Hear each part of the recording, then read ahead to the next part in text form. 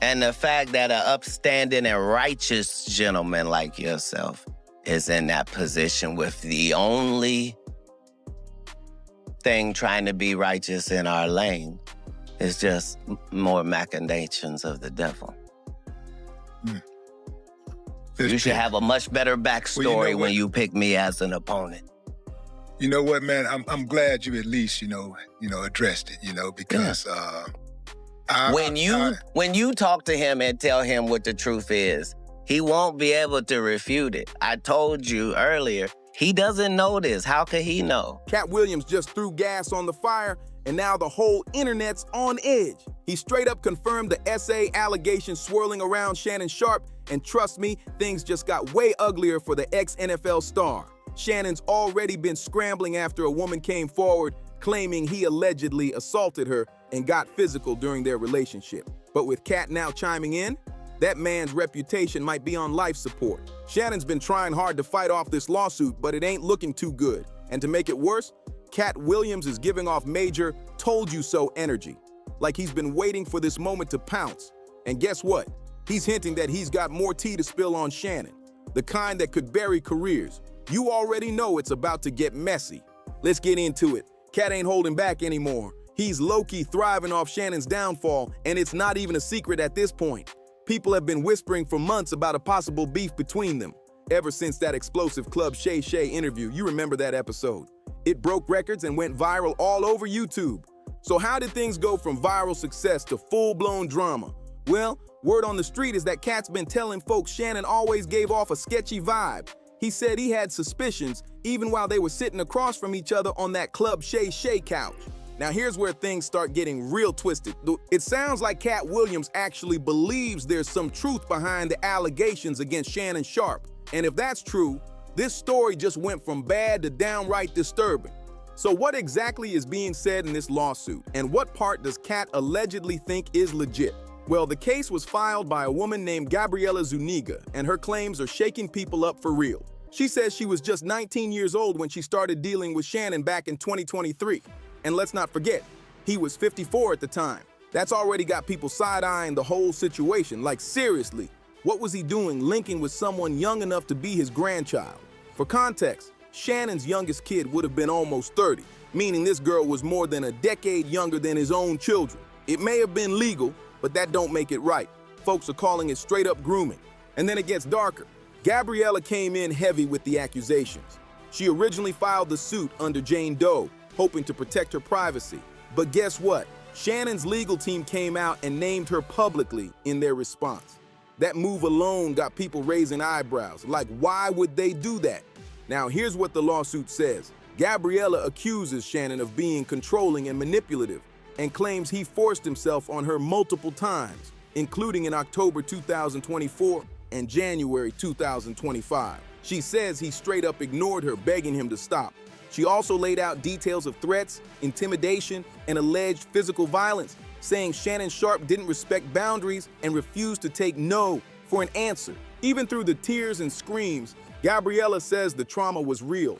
She claims she first met Shannon Sharpe at a gym in LA, and for a while things seemed consensual. They were in a relationship for about 2 years, but then his attitude allegedly flipped. She says Shannon became cold, aggressive, and even threatened to end her life when she tried to share her location with friends. That's when things reportedly took a terrifying turn. One of the most disturbing parts? Gabriela alleges that Shannon secretly recorded their private moments without her knowing. He told her it was just for personal use, but she says he shared those videos with friends. That alone has people furious, and it only adds to the dark picture she's painting. But Shannon, he's not taking any of it lightly. He fired back hard through his lawyer, releasing a statement that included screenshots of text messages from Gabriela. And let's just say, the content in those texts is graphic beyond belief. In these messages, Gabriela was allegedly sending hypersexual content, making over-the-top demands, and throwing around wild claims about money and intimacy. She allegedly talked about extreme fantasies, referenced large amounts of cash for certain acts, and even called Shannon her daddy, while saying she wanted to have his baby. Man, this whole thing is exhausting. But what is going on with that bizarre big black baby obsession in those texts? A lot of people online have pointed out how strange that sounds, especially considering Gabriela is white. It's got folks thinking Shannon might be into some kind of racial role play. And yeah, we're not even gonna unpack that can of worms right now. Let's just say it's raising eyebrows everywhere. Now back to the legal side. Shannon's statement wasn't just a light clapback, it came with heavy accusations of its own. He says this lawsuit, filed by Gabriela Zuniga and led by her lawyer Tony Busby, is nothing more than a calculated money grab. According to Shannon's team, Gabriela is trying to squeeze a massive payout out of him by twisting the narrative. And here's where it gets even messier. Shannon claims she secretly recorded one of their intimate moments and then used that footage to try and pressure him. His camp says the video was heavily edited, chopped up to make a consensual moment look like something sinister. They believe it was carefully crafted to flip the script and make him look guilty of something serious. His lawyer's statement doubled down, saying the relationship was fully consensual and that the role-playing, language, and fantasies were actually requested by Gabriela herself. They say the entire encounter was part of an adult dynamic and that taking things out of context from texts or videos is painting a false picture. Shannon completely denies any kind of coercion, violence, or SA, and he's calling this whole thing what he believes it is, blackmail. Shannon Sharpe says he's standing 10 toes down on the truth, and he's ready to take this fight all the way to court. He claims he's not backing down, confident that once the facts are laid out and the law does its thing, he'll be cleared completely. But this case isn't just unfolding in the courtroom, it's also being battled in the court of public opinion. In a video he posted himself, Shannon claimed he was being blackmailed, not just by Gabriela, but also by her high-powered lawyer, Tony Busby. Yeah, the same Tony Busby who came after Jay-Z with that huge SA lawsuit. Shannon's saying Busby had audio recordings ready to drop that were edited to make him look guilty. Clips that were, according to him, totally out of context. And here's the kicker.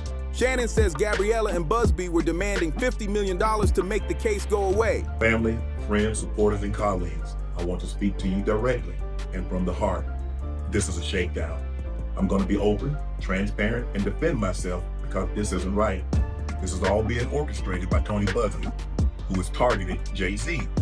Tony Busby targets black men, and I believe he's going to release a 30-second clip of tape that tries to make me look guilty and play into every stereotype you could possibly imagine. That video should actually be 10 minutes or so. Hey Tony, instead of releasing your edit, put the whole video out. I don't have it, or I would myself. You know what happened, and you're trying to manipulate the media.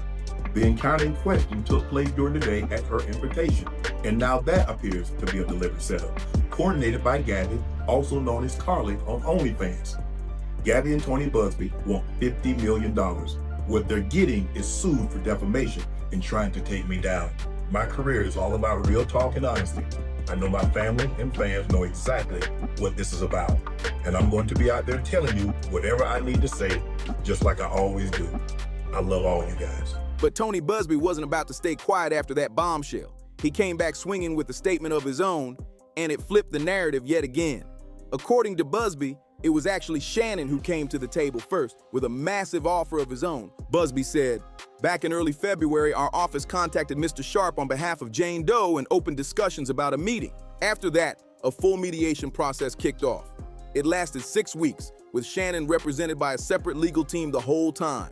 And during those negotiations, Busby claims Shannon made a multi-million-dollar offer, and reportedly $10 million, to settle the case before it ever hit the public. Gabriela, according to Busby, turned it down, and that's when she officially filed the lawsuit. Tony Busby came back swinging, and this time he didn't just talk, he brought receipts. He called out Shannon Sharpe's legal team for releasing old text messages between Shannon and Gabriela. According to Busby, every single message was sent before the alleged SA incidents even happened. He said the move was nothing more than a distraction, a way to shift attention away from the serious claims in Gabriela's lawsuit. And he made it clear, it won't work. But Busby didn't stop there.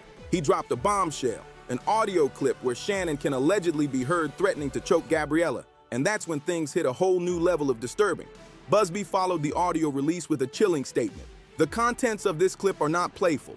They are disturbing and dangerous. He claimed the recording exposed the real way Shannon treated Gabriela behind closed doors, and that it was this behavior that made her flee the state, block his number, and cut off all contact.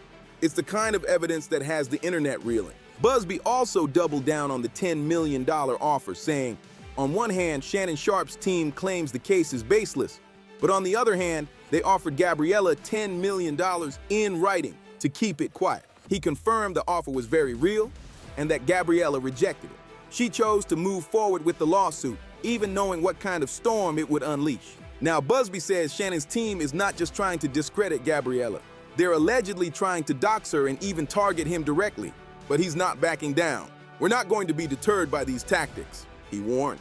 Shannon Sharpe's lawyer wasn't about to let Tony Busby have the last word and came out swinging with some major accusations of his own. He claimed that Gabriella's entire lawsuit was fueled by greed, not truth. According to Shannon's camp, the timing was way too suspicious. Why? Because just one day before the lawsuit went public, it was announced that Shannon was on the verge of locking in a $100 million media deal for his Club Shay Shay podcast. I don't know. Anything I say, you're just gonna like get mad at and you're just gonna hang up on me. So I feel like I'm not gonna hang up on you. Here's what it is. What does that even mean?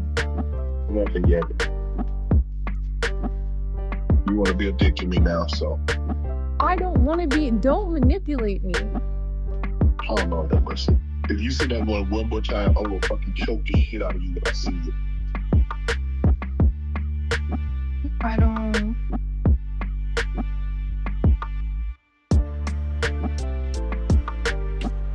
You know what? Oh, I don't want to be choked. Yeah, you do. I don't think you have a choice in the matter. In another audio, he made a disturbing comment about big black guy choking a small white woman. Well, I'm not really interested in getting choked, so I guess we're going. Yeah, I might choke you in public.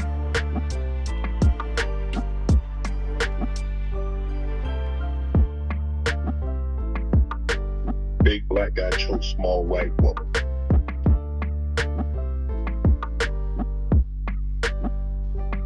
It's not a good look, Shannon. Not a good look that you did with the shit you did to me.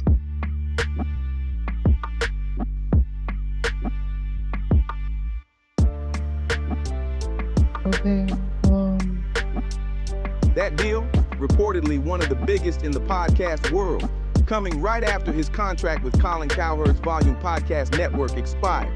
Shannon's lawyer said Gabriella knew that announcement was coming, and she pounced. In his words, she knew he was about to secure a massive bag, and she tried to cash in. He straight up called it blackmail, saying she was trying to use the perfect moment to apply pressure when Shannon was most vulnerable. But then it got even messier. Shannon's legal team also outed Gabriella as an active OnlyFans creator, claiming she regularly engages in role play and virtual fantasies with men for money. They said she had even started asking Shannon to pay for that kind of content too. This is who she is, his lawyer said. I'm not judging, I'm just laying out facts. Basically, their whole argument, Gabriella's lifestyle proves this was never about abuse, it was just another transaction gone sour. But Tony Busby wasn't about to stay silent. He hit back once more, accusing Shannon's team of spinning the truth to protect his image. Busby said, Ms. Doe isn't afraid of the truth.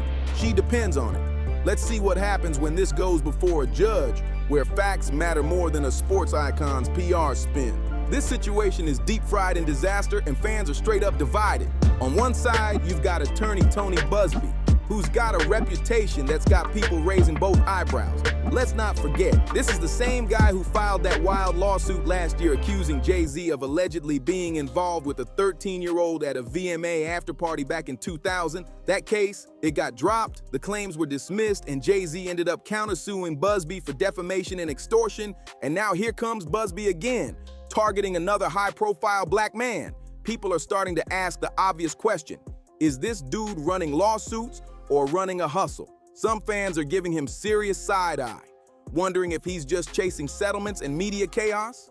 But on the flip side, Shannon Sharpe isn't exactly Mr. Innocent in the court of public opinion either. Let's be real, Shannon's bedroom reputation is wild. Folks already knew he had a thing for intense role play, and the stuff coming out in court just confirms it.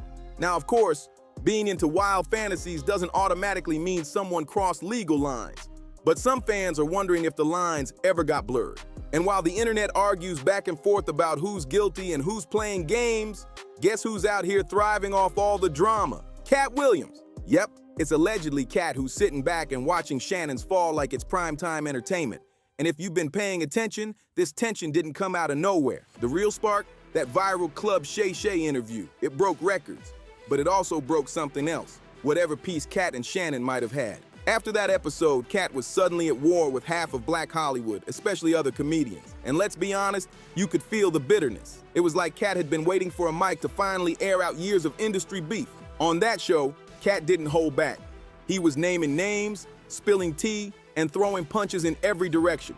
Katt Williams wasn't holding back, not even a little bit. He didn't tiptoe into the drama. He jumped straight in, no filter, no sugarcoat, no pause. And while fans online were cracking up and turning clips into viral memes, the celebrities caught in the crossfire, oh, they weren't laughing at all. Because let's be honest, nobody wants their deepest secrets or shady behavior dragged out in front of millions. But Katt, he let it all loose like he'd been stockpiling tea for years, just waiting for the perfect moment to let it all pour. And Shannon Sharpe, whether he meant to or not, handed him the mic on Club Shay Shay and gave him the perfect stage. But the aftermath? Straight chaos. Katt and Shannon both got hit with backlash, but Katt caught the brunt of it. One of the first big names to speak out? Dave Chappelle, and he did not hold back. Dave came in swinging saying, "What part of the game is this?" He aired out all the brothers but didn't say one thing about the white boys. None of those white boys function like that. He called Katt a master artist, one of the best painters in the game, but said he was out here painting ugly pictures of his own community.